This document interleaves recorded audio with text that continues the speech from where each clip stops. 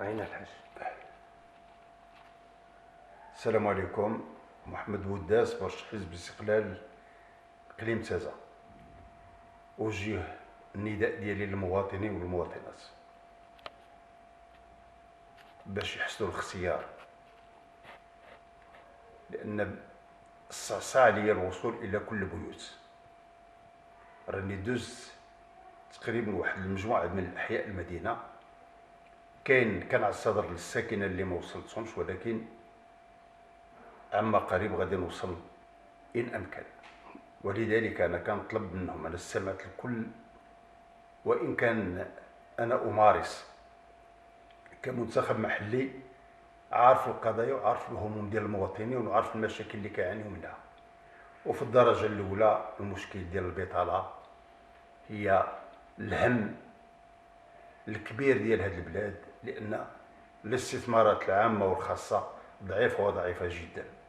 ولذلك المدينه والاقليم في حاجه الى مدافع شرس عن قضاياه على مستوى المؤسسات التشريعيه، لأن الكل مرتبط بما يقوم به البرلماني على المستوى التشريعي، الكل مرتبط بما يقوم به البرلماني عندما يتعلق الأمر بدراسة الميزانية. تما اللي كيوقع ما يوقع، تما الناس كيخدموا باش يجيبوا استثمارات لبلادهم. ولذلك عرفتوني في فترة من الزمن ما ندخلش انا في التفاصيل ونتباهى بالشيء اللي دار. المواطن راهم كيعرفوا الحقيقه. انا ماشي الناس اللي كيتباكاو على الماضي، انا ماشي الناس اللي كنبيع الوهن للمواطنين بواحد الكيفيه اللي تثير للشيء مزاج، وانما انا رجل منين كنوعد كنوفي. انا اقول الملفات كنعرفها، عندي مجموعه ديال المعطيات حول الاقتصاد ديال البلاد، عندي مجموعه ديال المعطيات حول الظاهره ديال البطاله على المستوى ديال المدينه والاقليم. عندي مشاكل اللي البعض ما يمكنلوش يعرفها ولو بقى 40 سنه، وبالتالي كذلك عندنا كنبتكروا حلول اللي غادي نقترحوها في المؤسسات التشريعيه للقضاء على هذه الافه اللي كاينه عندنا في بلادنا.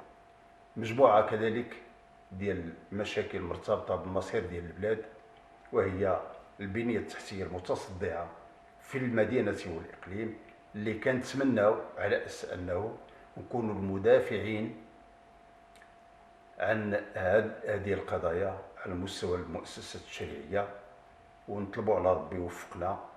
واللي كنطلب من الاخوان والاخوات الناخبين والناخبات يختاروا من سيمثلهم غدا ليسائلوه بعد ذلك، لان انا ما كنمشي من الناس اللي كيقلبوا على ندير المكرون في الفيترين الطوموبيل ونمشي. انا من الناس اللي كيمسكوا الملفات وكيدقوا واحد المجموعه ديال الابواب من اجل يجيبوا للبلاد ماشي اللي يديو منها. كنطلب منكم الاخوات والاخوه تصوتوا بكثافه على حزب الاستقلال. كنطلب منكم تصوتوا على البرنامج ديال حزب الاستقلال اللي العنوان ديالو الكرامه. الكرامه راكم عرفتوها، والانسان منين كيوعد وكيوفي هذيك شكل من اشكال الكرامه. ولذلك كنطلب من الساكنه باش ما يبخلوش نهار الاقتراع، يمشيو بكثافه باش يصوتوا. والله موفق.